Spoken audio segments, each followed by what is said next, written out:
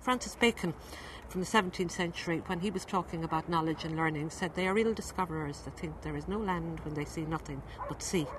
And effectively that's what PAL is about. It's helping people to see that there are new lands and new places, and that the horizon isn't limited by where we are right now. So in all of those ways, I think PAL helps people to move to a different level. I think it also plays into the way in which people live their lives now. And if you think, for example, of something like Facebook, which, if it was a country today, would be the third biggest country in the world, 350 million users. And it's based entirely on two things: that people like to work together in a social environment, number one, and number two, that people learn better when they learn from each other and piggyback on each other's learning. That's the whole basis of Facebook and all of much of the social development in cloud computing and the media. And all we're doing is attempting to use that. We're giving a human face to it and another way of looking at the notion of the hive mind. This thing of creating a single space where we're all comfortable learning from each other and where it takes us far beyond what we think we're capable of. And in GMIT and in AIT, I think we feel that it gives a chance also for us to remember that students, when they arrive in higher education, are not children, they're not dependents, and they're not deficient. They are people who have huge skills. They have people who are here with a reason to learn. They're people who are well capable of managing their own lives. And what we want to try and do is give them more space. To some extent, what we need to do is create the conditions and get out of the way and let them get on with doing the learning. And that's very much what PAL is about. We've given considerable thought to the continuity of education, and particularly that passage from second level into third level.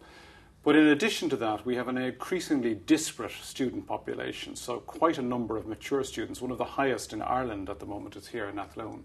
And to try and meld all of that experience, we found that the PASS system, again that empowering of students, was a very positive impact. And we're starting to see that, even though we're in the early phases, we're starting to see that now in the retention rates, where students, if they need support, now know that this is an additional avenue of support. Not the sole avenue, but an additional and a complementary avenue.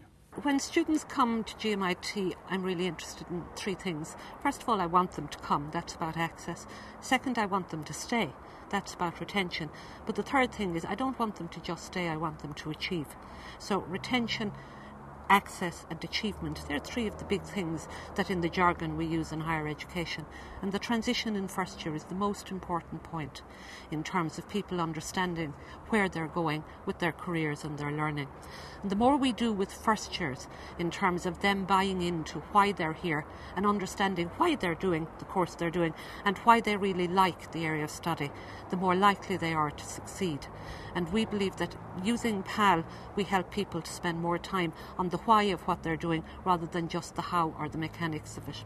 The key wins at the start, and again we haven't seen this across a period of time, we haven't yet had time to do any longitudinal study, but certainly in terms of atmosphere, this has been extraordinarily positive.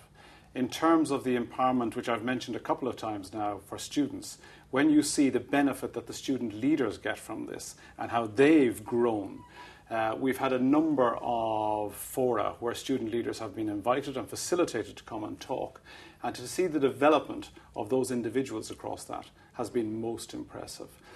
To know that new students have that support from their fellows, which complements the support given by the lecturing staff and by our student services team, that again, even in this initial phase, has been most positive.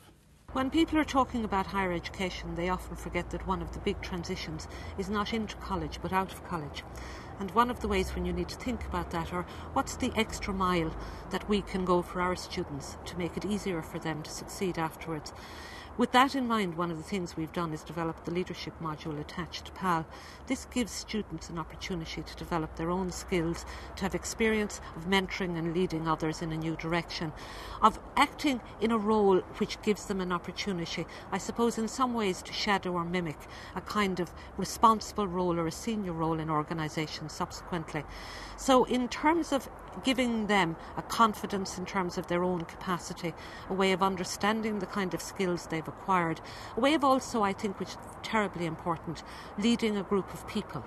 Many of the funded initiatives within Ireland have been towards greater collaboration. And it's led to a greater sharing of experience, and obviously there are also elements of scale, and you can do more with a larger scale. We've had a very fruitful relationship with our neighbours in Galway, and Galway is roughly an hour's distance on the west coast from Athlone, which is in the centre of Ireland.